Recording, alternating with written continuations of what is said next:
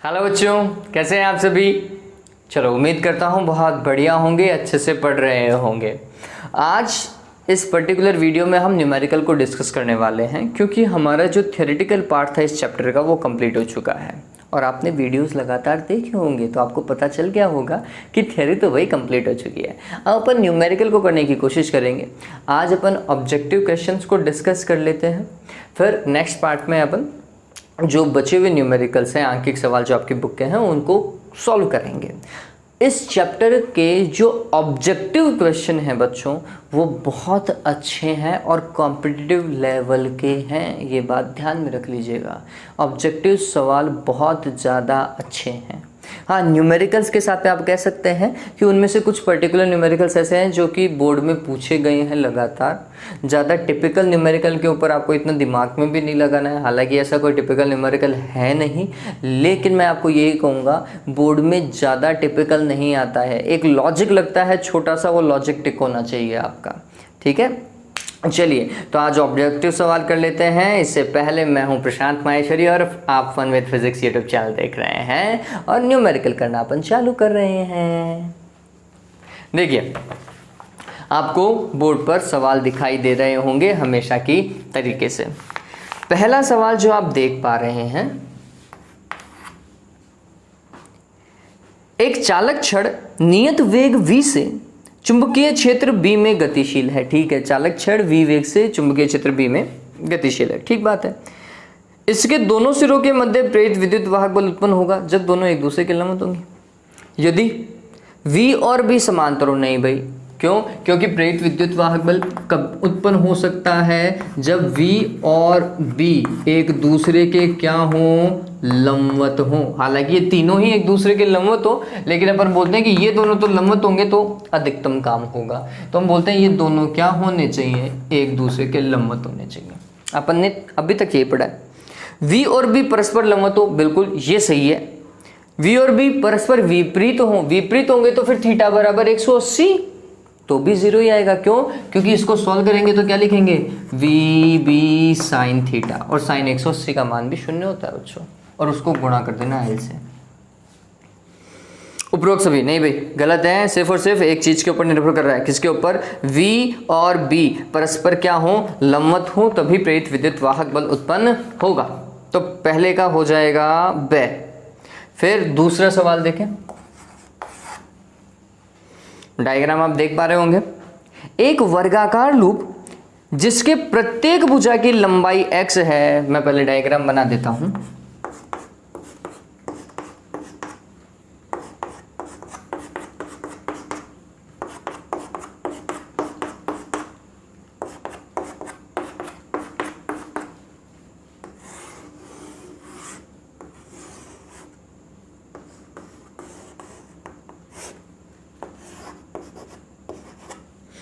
ठीक है, प्रत्येक भुजा की लंबाई x है।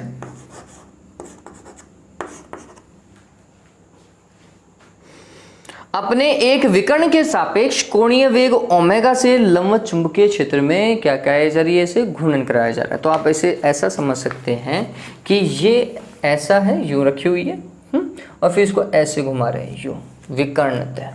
विकर्ण को पकड़ लो, ऐसा विकर्ण को पकड़ो और इसको ऐसा घुमाओ, है ना, लंबवत चुंबकीय क्षेत्र। अगर आप ऐसा घुमाओगे तो क्या होगा बच्चों? इससे गुजरने वाली जो चुंबकीय बल रेखाएं हैं, जो तल के लंबवत कहाँ की ओर है? अंदर की ओर है नहीं है? ठीक, तो ये जो चुंबकीय बल रेखाएं हैं, इनकी संख्या क्या हो जाएगी? परिवर्तित हो जाएगी। ये बात ध्यान में रखना। तो परिवर्तित चुंबकीय फ्लक्स है। यदि इसमें घेरों की संख्या 20 है, घेरों की संख्या n बराबर कितना बच्चों? 20 है, ठीक है। तो किसी क्षण इस लूप से संबंधित चुंबकीय फ्लक्स का मान होगा। आप सभी ज्ञात कर सकते हैं भाई, फ्लक्स क्या होता है बच्चों? फ्लक्स बराबर होता है B सदिश डॉट A सदिश। होता है, नहीं होता? और अगर फेरों की संख्या दे रखी है तो फिर आप n से गुणा कर दीजिए। इसको जब आप सॉल्व करते हैं तो आप इसे लिखेंगे n तो ऐसा का ऐसा, B डॉट A क्या होगा? B A cos theta. होगा, नहीं होगा? होता है। चलिए सॉल्व करते हैं। n 20 दे रखा है, चुंबकीय क्षेत्र B कोई मान नहीं दे रखा, B बोल रहा है। A हो सकता है भाई, वर्ग है ना, वर्ग का क्षेत्रफल क्या होता है? भुजा स्क्वायर। एक भुजा कितनी है, x है, तो भुजा स्क्वायर मतलब x स्क्वायर। कॉस थीटा, जब कोई घूर्णन कर रहा हो बच्चों तो थीटा बराबर मैं सॉल्व करवा चुका हूँ, क्या लिखोगे, ओमेगा टी, डेरिवेशन में किया था नहीं किया था। चलिए तो इसे क्या लिखेंगे, कॉस ऑफ ओमेगा टी हो जाएगा ये। चलिए तो ऑप्शन कौन सा से मेरे हिसाब से आपको दिखाई दे रहा होगा। ऑलराइट, डन हो गया, तो इसका से ऑप्शन आ जाएगा।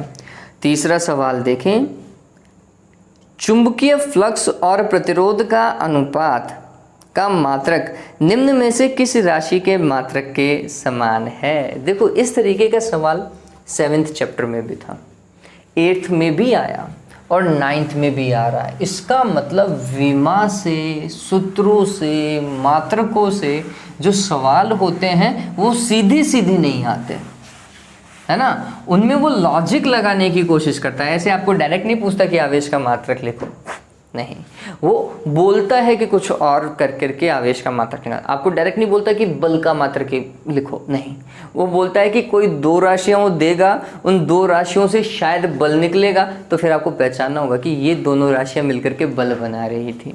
ठीक है, यहाँ पर भी हमें ऐसा ही करना है जैसा वो बोल रहा है। वो तीसरा पॉइंट बोल रहा है कि चुंबकीय फ्लक्स और प्रतिरोध का अनुपात। देखिए ऐसा कहीं कोई सूत्र पढ़ा है जिसमें ऐसा फ्लक्स ऊपर आ रहा हो और प्रतिरोध नीचे आ रहा हो, ऐसा सूत्र पढ़ा है? मैं बोल सकता हूँ पढ़ा है, कुछ ऐसा सूत्र था, प्रेरित आवेश बराबर N upon R phi 1 minus phi 2, जिसे मैं डेल फाई लिख सकता हूँ। फेरों की संख्या का कोई मात्रक नहीं होता तो छोड़ो, तो कुल मिलाकर के ऊपर रह गया फ्लक्स या फ्लक्स में परिवर्तन और नीचे रह गया क्या, प्रतिरोध, क्योंकि इसका तो कोई मात्रक ही नहीं था, तो मात्रक के हिसाब से मैं देख रहा हूँ। और फ्लक्स में परिवर्तन का मात्रक वही होता है जो कि फ्लक्स का मात्रक होता है, मात्रक में थोड़ी चेंज आ सकता है, ठीक है। और प्रतिरोध का मात्रक तो प्रतिरोध का मात्रक रहेगा। तो कुल मिलाकर के मेरे को पता चल गया, लिख मत देना ये सूत्र है, मैं तो आपको तरीका बता रहा हूं देखने का, कि ये जो आवेश है, आवेश ही चुंबकीय फ्लक्स और प्रतिरोध के अनुपात में लिखा जा सकता है। जब इन दोनों के मात्रकों को एडजस्ट करेंगे ना, तब जाकर के हमारे पास में ये चीज आ जाएगी। बात समझ में आ रही? चलो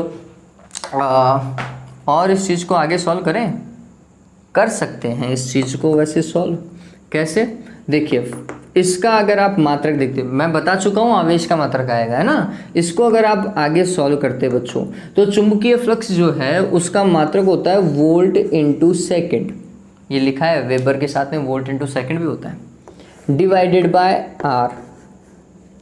प्रतिरोध का मात्रक, प्रतिरोध का मात्रक क्या, ओम, वोल्ट प्रति ओम, मतलब ऊपर तो V है और नीचे R है। बताओ भाई धारा बनेगा क्या, धारा करंट I, और धारा का मात्रक क्या होगा, एम्पियर गुणा क्या, सेकेंड। चलो ये धारा I और ये T, I इंटू टी बराबर क्या होता है, Q ही होता है। इतना दिमाग नहीं लगाओ, मैं तो बोलता हूँ कि ये फॉर्मूला याद है तो ऑटोमेटिकली आपको पता चल जाएगा कि ये किसके आवेश के मात्रक को प्रदर्शित करेगा। ठीक है, चलिए तो इसी से करें, इतना लंबा ये ज़्यादा हो जाएगा, इतना काहे को सोचना। तो आवेश के मात्रक के तुल्य होगा बच्चों, ऑप्शन देख लीजिए कौन सा है।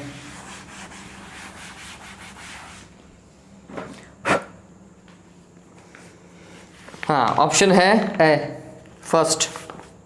फोर्थ क्वेश्चन देखें क्या बोल रहा है, विद्युत चुंबकीय प्रेरण के प्रेरित विद्युत वाहक बल का मान केवल निर्भर करता है। भाई प्रेरित विद्युत वाहक बल का मान किस पे निर्भर करता है, हम बोलते हैं माइनस का d phi upon d t, और अगर फेरों की संख्या दे रखी है तो माइनस का N d phi upon d t. कुल मिलाकर के चुंबकीय फ्लक्स में परिवर्तन की दर पर, है ना। प्रतिरोध पर, चालकीय प्रतिरोध पर नहीं भाई। चुंबकीय क्षेत्र के मान पर देखा जाए तो करता है, लेकिन एग्जैक्ट नहीं कह सकते, क्षेत्रफल को भी चेंज करके हम प्रेरित विद्युत वाहक बल बना सकते थे, और वो केवल लगा रहा है सवाल में, ये बात ध्यान में रखना। चुंबकीय क्षेत्र की दिशा के सापेक्ष चालक के झुकाव पर नहीं, ऐसा कोई एंगल से ऐसा कोई खास लेना देना नहीं। संबंधित चुंबकीय फ्लक्स में परिवर्तन की दर पर, बिल्कुल एग्जैक्ट है, बिल्कुल एग्जैक्ट है नहीं है। चलिए तो इसका दया आएगा ऑप्शन। 5वां सवाल देखें, जब एक दंड चुंबक को कुंडली के अंदर प्रवेश करवाया जाता है। चलिए 5वें सवाल में वो क्या बोल रहा है कि एक दंड चुंबक लीजिए, है ना, और उसे किस में प्रवेश करवाएं, एक कुंडली में। इसमें फेरों की संख्या आप n मान सकते हैं कि फेरों की संख्या n है। तो कुंडली में प्रेरित विद्युत वाहक बल निम्न में से किस राशि पर निर्भर नहीं करता। ऑलराइट, देखो अब इससे क्या होगा, ऐसे बल रेखाएं गुजरेंगी और ये जितना तेजी से अंदर की ओर आएगा उतनी ही ज्यादा बल रेखाएं गुजरेंगी, है ना। तो हम बोलेंगे कि चुंबक का वेग जितना ज्यादा होगा, इससे गुजरने वाले चुंबकीय फ्लक्स के परिवर्तन की दर उतनी ही ज्यादा होगी। तो हम कह सकते हैं कि इस चुंबक के वेग पे निर्भर कर रहा है, वेग ज्यादा तो चुंबकीय फ्लक्स भी ज्यादा होगा, प्रेरित विद्युत वाहक बल भी ज्यादा होगा। ऑलराइट, चलिए तो हम बोलते हैं एक तो इसके वेग पर, दूसरा इसमें फेरों की संख्या कितनी है। अगर फेरों की संख्या ज़्यादा होगी, n होगी, तो हम बोलते हैं माइनस का n d∅/dt, विद्युत वाहक बल ऑटोमेटिकली बढ़ जाता है। बढ़ता है नहीं बढ़ता है, ठीक है। चलिए तो ये चीज़ अगर हम देखें तो हम बोलते हैं चुंबक के वेग पर निर्भर करता है। सवाल क्या पूछ रहे हैं, जिसपे निर्भर नहीं करता वो छांटना है, तो इस पर तो निर्भर करता है। कुंडली में फेरों की संख्या पर बिल्कुल निर्भर करता है। कुंडली का चुंबक का चुंबकीय आघूर्ण बिल्कुल इसमें निर्भर करता है। क्यों निर्भर करता है वो समझा देता हूँ। देखिए ये आगे की ओर बढ़ रहा है, तो इसका मतलब ये जो चुंबक है, दंड चुंबक, इसका चुंबकीय आघूर्ण क्या होता है, m बराबर क्या होता है, स्मॉल m इंटू 2l। पढ़ा रखा है मैंने, 8th चैप्टर में पढ़ रखा है। आप गौर कीजिए, जितना ज़्यादा चुंबकीय आघूर्ण होगा उतनी ही ज़्यादा ध्रुव प्रबलता होगी। ध्रुव प्रबलता ज़्यादा है तो उसका मतलब यह है कि गुजरने वाली बल रेखाओं की संख्या भी ज़्यादा होगी। बल रेखाओं की संख्या ज़्यादा होगी तो चुंबकीय क्षेत्र ज़्यादा, चुंबकीय क्षेत्र ज़्यादा तो चुंबकीय फ्लक्स भी ज़्यादा। बात समझ रहे हो। तो हम कह सकते हैं कि अगर चुंबकीय आघूर्ण ज़्यादा होगा तो फिर ध्रुव प्रबलता ज़्यादा होगी। ध्रुव प्रबलता से चुंबकीय क्षेत्र एवं चुंबकीय फ्लक्स दोनों ही बढ़ जाएंगे। तो सीधी सी बात है, दंड चुंबक के चुंबकीय आघूर्ण पर भी निर्भर करता है। कुंडली के तार का विशिष्ट प्रतिरोध, अरे बताओ भाई, प्रतिरोधक तार है क्या कहीं? ऐसा कहीं नहीं है। इसका विशिष्ट प्रतिरोध कितना भी हो उससे हमें कोई लेना देना नहीं है बच्चों। चलिए तो ये बिल्कुल सही बात है, दय जो है उस पर निर्भर नहीं करता। छठा सवाल देखें, एक तांबे के तार की कुंडली को एक समान चुंबकीय क्षेत्र में क्षेत्र के समांतर गतिशील होने पर प्रेरित विद्युत वाहक बल कितना होगा? अरे भाई ये मैंने बताया था, प्रेरित विद्युत वाहक बल उत्पन्न होने के लिए तीनों चीजें एक दूसरे की क्या होनी चाहिए, लंबवत होनी चाहिए। क्या? B, V और L। ठीक है, यहाँ पर तो वेग की दिशा और चुंबकीय क्षेत्र की दिशा दोनों ही क्या है, समान। देखो समांतर बोल रहा है, वो क्या बोल रहा है, समांतर गतिशील होने पर प्रेरित विद्युत वाहक बल चुंबकीय क्षेत्र के समांतर, मतलब B और V एक की दिशा में। अगर B और V एक की दिशा में हो जाएंगे तो प्रेरित विद्युत वाहक बल कितना होगा देवताओं? 0। ऑलराइट, तो इसका आंसर 0 बी ऑप्शन दिखाई दे रहा होगा। ऑलराइट, 7वां सवाल देखें, लेंज का नियम देता है। बताओ भाई लेंज का नियम होता क्या है? बात की बात है ये तो। क्या भाई? गलत बोल रहा हूँ मैं, हाँ, विद्युत चुंबकीय प्रेरण में उसकी प्रत्येक अवस्था में प्रेरित विद्युत वाहक बल अथवा प्रेरित धारा की दिशा सदैव इस प्रकार होती है कि यह उन्हीं कारणों का विरोध करती है जिसके कारण इसकी उत्पत्ति हुई है। ऐसा ही है, ठीक। तो हम बोलते हैं इस सवाल में, मतलब इस पर्टिकुलर थ्योरम के अंदर ही ये बोल रखा है, प्रेरित विद्युत वाहक बल अथवा प्रेरित धारा की दिशा। वर्ड समझ में आ रहा है? ये सिर्फ दिशा को बताता है, इसका परिमाण से कोई लेना देना नहीं है। परिमाण से लेना देना फैराडे के नियम का था, ठीक है। चलिए तो आंसर देखिए, लेंज का नियम सिर्फ और सिर्फ दिशा के लिए है, तो मेरे को स ऑप्शन दिखाई दे रहा होगा, आपको भी दिखाई दे रहा है, प्रेरित धारा की दिशा। ऑलराइट, 8वां सवाल। अरे वाह, ये सवाल आता होगा सभी को। ये सवाल अपन ने किए हैं बच्चों, और अच्छे से किए हैं।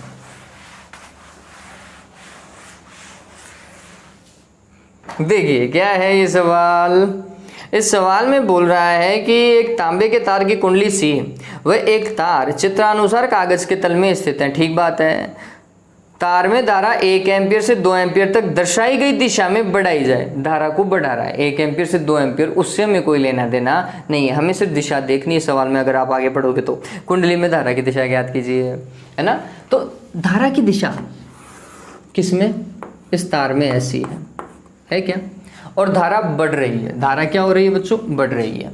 तो अगर धारा बढ़ रही है तो हमने बोला इस धारा, राइट हैंड का थंब रूल है ना, दाहिने हाथ के अंगूठे का नियम तार के लिए, ठीक। हम बोलते हैं कि अंगूठा धारा की दिशा को, तो चुंबकीय क्षेत्र अंगुलियों से, ऐसा। आप देखेंगे मेरी अंगुलियां यहाँ पे तो अंदर की ओर जा रही है और ऊपर बाहर की ओर निकल रही है। बाहर की ओर निकल रही है तो इसका मतलब डॉट आएगा क्या? और ऊपर चुंबकीय क्षेत्र क्या है बच्चों? बढ़ रहा है।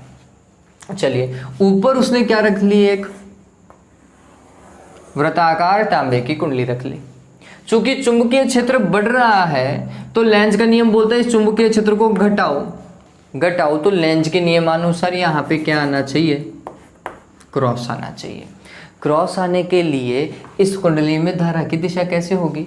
तो किसी भी वृत्ताकार कुंडली में या कुंडलियों में धारा की दिशा देखने के लिए दाहिने हाथ की हथेली का नियम यूज करते हैं। उसमें क्या होता है? अंगूठा चुंबकीय क्षेत्र की दिशा को और अंगुलियां धारा की दिशा को, है ना। तो चुंबकीय क्षेत्र का है अंदर की ओर है, तो अंगूठा अंदर की ओर लेके जाओ, इस अंगूठे को अंदर, तो घूमती हुई अंगुलियां ऐसा यूं, है ना, ऐसा अंदर की ओर आएंगी, अंदर की ओर ऐसा यूं घुमाएंगी, तो प्रेरित धारा ऐसा।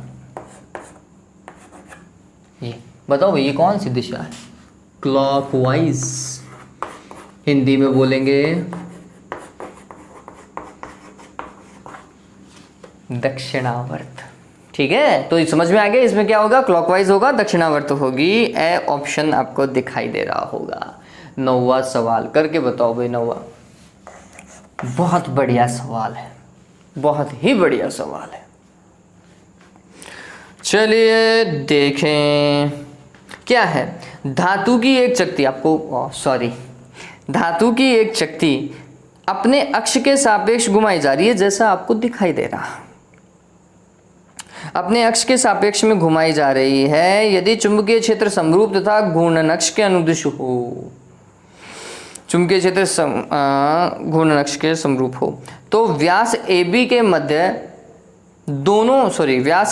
दोनों सिरों के मध्य विभवांतर ज्ञात कीजिए। मतलब A और B के मध्य आपको क्या ज्ञात करना है? विभवांतर। अब ये थोड़ा सा सोचने वाली बात है बच्चों।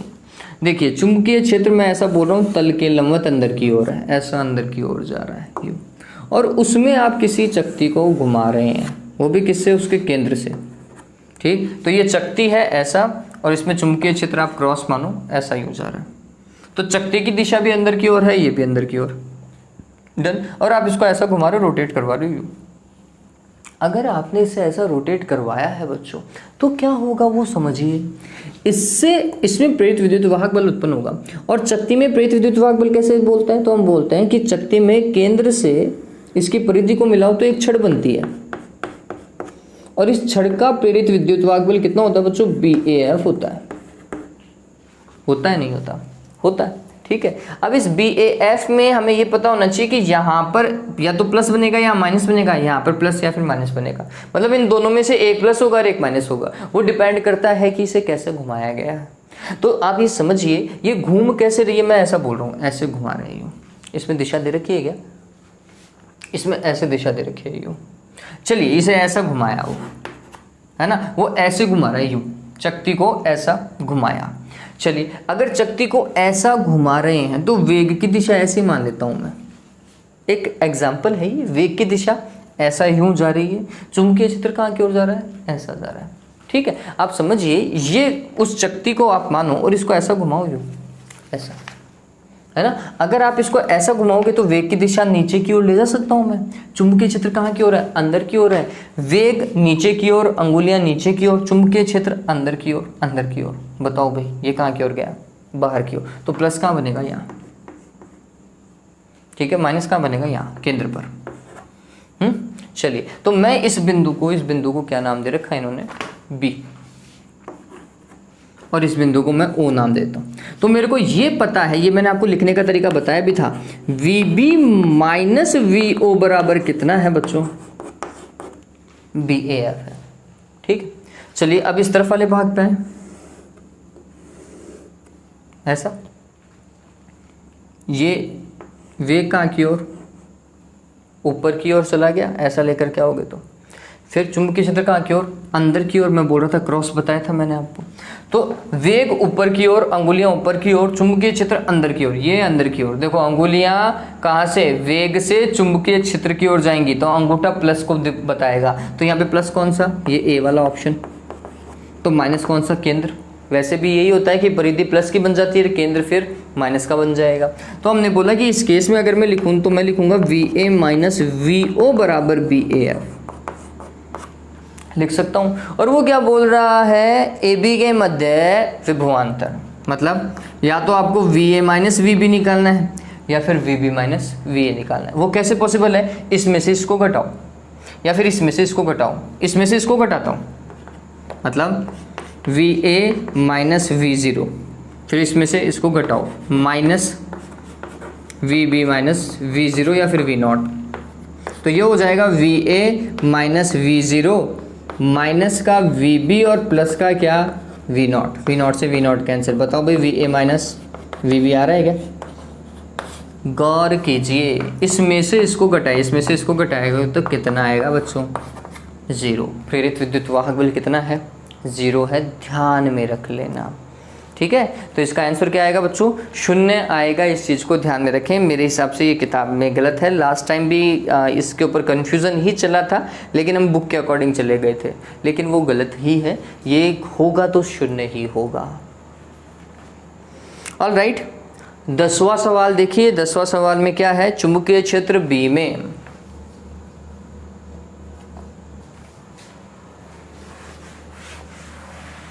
ये समझ में आया ना बच्चों, 0 कैसे आया, ये चीज बहुत इंपॉर्टेंट है।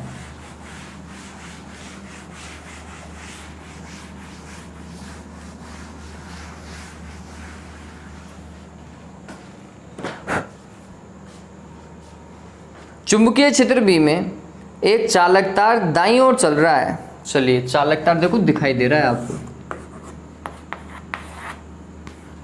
इसमें धारा की दिशा भी दिखाई दे रही है और ये ऐसा जा रहा है, वेग की दिशा ये है और B की दिशा ऐसे दिखाई दे रही है आपको।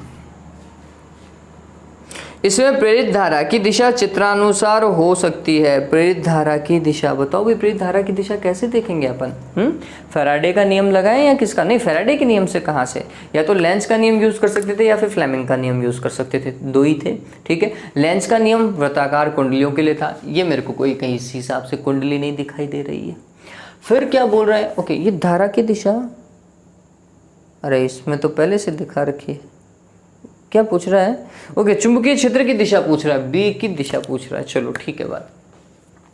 तो अब हम कहाँ से देखेंगे चुंबकीय क्षेत्र की दिशा, तो हमने बोला कि प्रेरित धारा की दिशा देखने के लिए, समझना इस चीज़ को, प्रेरित धारा की दिशा को देखने के लिए हम फ्लेमिंग का राइट हैंड का रूल यूज़ कर सकते हैं। राइट हैंड रूल क्या बोलता है, ये चुंबकीय क्षेत्र होना चाहिए, ये जिस दिशा में वो चालक तार गति कर रहा वो होना चाहिए, तो ये प्रेरित धारा की दिशा होगी। ठीक है, अब देखो उसने क्या देखा है, प्रेरित धारा की दिशा, तो हमने बोला प्रेरित धारा की दिशा ऐसा ये। ठीक है, अंगूठा वेग की दिशा में जा रहा है, तो आप देखो कि ये वाली अंगुली कहाँ की ओर गई, मेरी वाली अंगुली ये तो अंदर की ओर जा रही है, मतलब चुंबकीय क्षेत्र क्या है, अंदर की ओर जा रहा है, बोर्ड के अंदर की ओर, मतलब तल के अंदर की ओर है चुंबकीय क्षेत्र। पता चला क्या, ये जो मध्यमा है वो धारा की दिशा, ये वेग की दिशा, तो फिर ये जो तर्जनी अंगुली है जो अंदर की ओर जा रही है वो चुंबकीय क्षेत्र की दिशा को प्रदर्शित कर रही है। ठीक है, तो हमने बोला चुंबकीय क्षेत्र अंदर की ओर है। देखिए आंसर क्या आएगा, दाईं और बाईं ओर तो हो नहीं सकता, कागज के तल के लंबवत नीचे की ओर, अंदर की ओर। ठीक है, 11वां सवाल देखें सभी।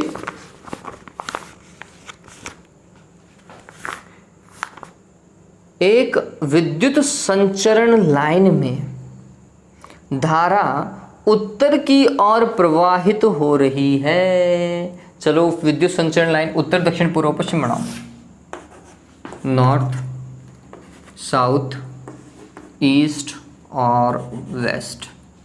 ठीक है, चलिए तो धारा कहाँ की ओर बह रही है, उत्तर की ओर, ये धारा की दिशा ही है, ये आई की दिशा। यदि पृथ्वी के चुंबकीय क्षेत्र को नगण्य मान लिया जाए तो विद्युत लाइन के ऊपर चुंबकीय क्षेत्र की दिशा, विद्युत लाइन के ऊपर बोल रहा है, किसकी दिशा, चुंबकीय क्षेत्र की दिशा। हालांकि ये 7वें चैप्टर का सवाल होना चाहिए था, जब देखो अब मैं स्नो लॉ लगा रहा हूँ, कौन सा, अगर धारा की दिशा साउथ से कहाँ की ओर हो, नॉर्थ की ओर हो, साउथ से नॉर्थ की ओर ही है, तो फिर जो कंपास बॉक्स तार के नीचे रखा हुआ होता है, तार के कहाँ की ओर, नीचे की ओर, वो कहाँ की ओर चला जाता है, आंसर है वेस्ट की ओर चला जाता है। लेकिन वो कंपास बॉक्स कहाँ, नीचे की ओर रखा हुआ होता, तो यहाँ पर वो बोल रहा है तार के ऊपर, तो ऊपर की ओर वो कंपास बॉक्स का सिरा कहाँ की ओर जाएगा, नॉर्थ सिरा ईस्ट की ओर चला जाएगा। क्यों, क्योंकि नीचे और ऊपर चुंबकीय क्षेत्र की दिशा क्या होती है, विपरीत होती है। दाईं और बाएं चुंबकीय क्षेत्र की दिशा एक दूसरे की क्या होती है, विपरीत होती है। तो हमने बोला कि अगर कंपास बॉक्स नीचे था तो उसका उत्तरी सिरा वेस्ट की ओर भागता, यही कंपास बॉक्स अगर ऊपर की ओर होता तो उसका उत्तरी सिरा कहाँ की ओर भागता, ईस्ट की ओर भागता। तो फिर चुंबकीय क्षेत्र की दिशा कहाँ की ओर होगी, ईस्ट की ओर। ईस्ट को हिंदी में क्या बोलते हैं, पूर्व, पूर्व दिशा की ओर। पता चल गया। चलिए 12वां सवाल पढ़ें सभी।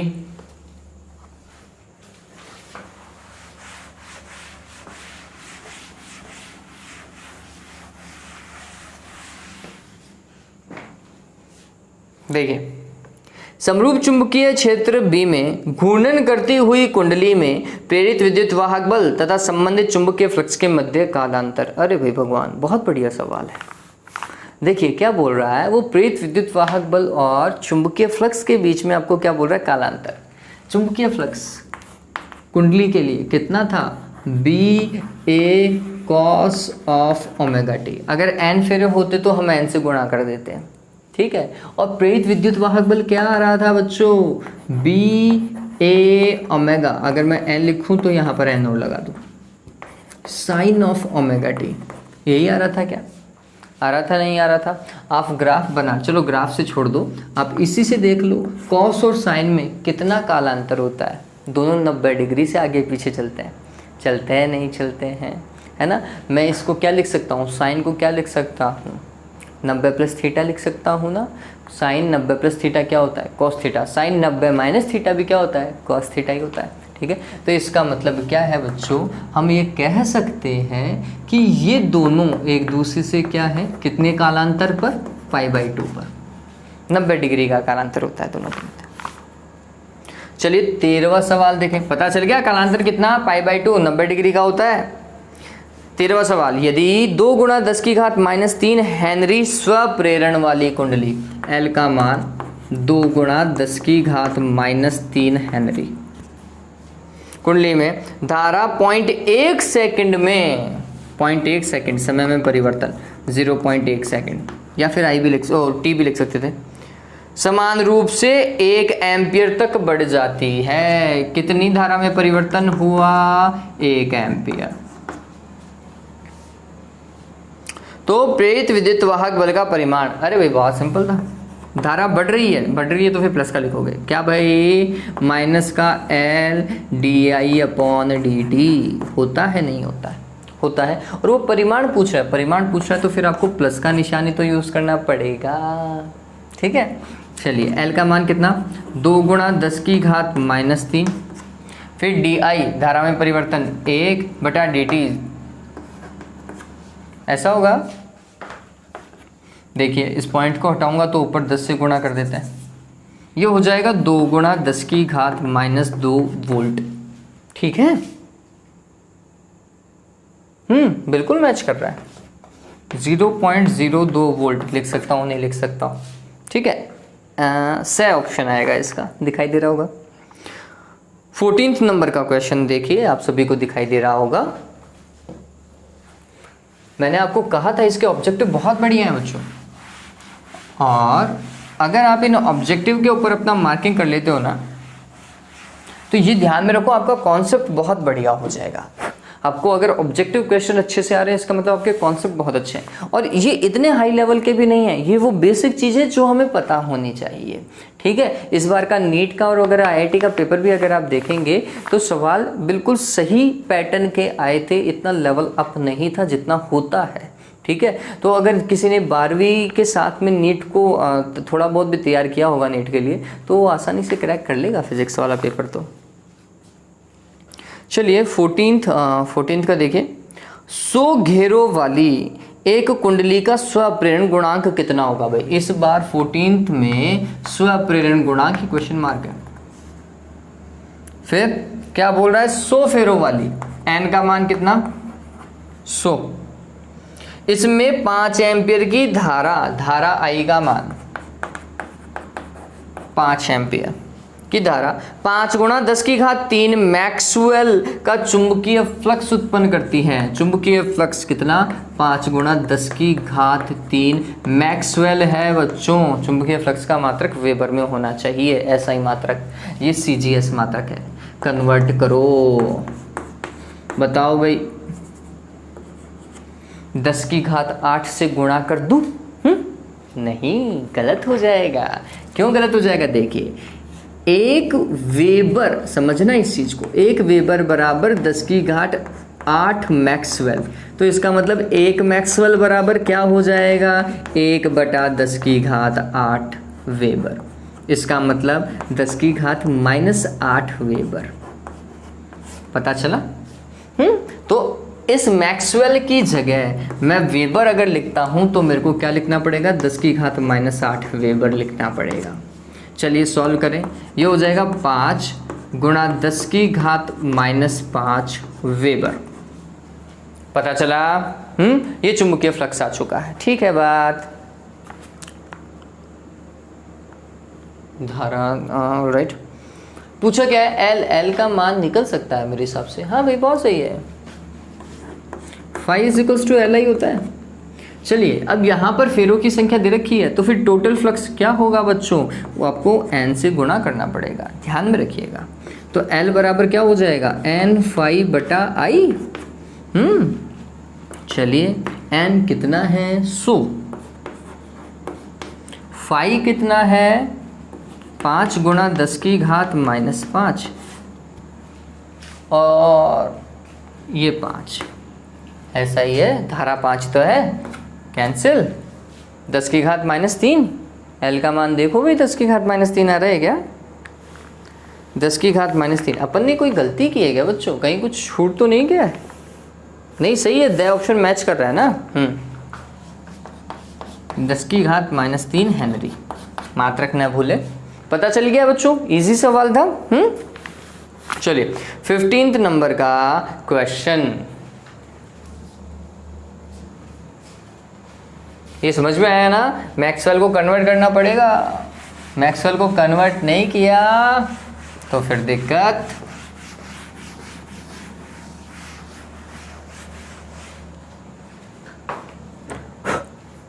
देखिए,